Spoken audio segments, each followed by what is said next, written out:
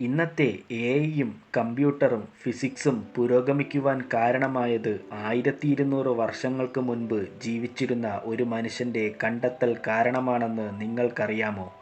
9-ാം നൂറ്റാണ്ടിൽ ബാഗ്ദാദിലെ house of വിസ്ഡമിൽ ജീവിച്ചിരുന്ന Persian ഗണിതശാസ്ത്രജ്ഞനായിരുന്നു Muhammad ഇബിൻ മൂസ അൽ ഖ്വറിസ്മി.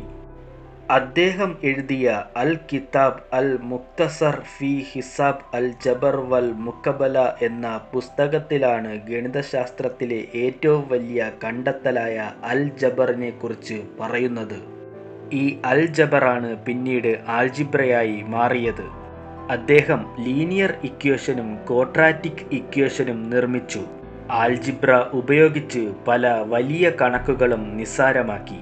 ശേഷം ആൾജിബ്ര യൂറോപ്പിലേക്കും അവിടെ നിന്നും ലോകമെമ്പാടും എത്തി. അൽ ഖ്വറിസ്മിയുടെ കണ്ടെത്തലായ ആൾജിബ്രയും അൽഗോരിതവുമാണ് മോഡേൺ മാത്സിൻ്റെയും സയൻസിൻ്റെയും എഞ്ചിനീയറിങ്ങിൻ്റെയും അടിസ്ഥാനമായി മാറിയത്.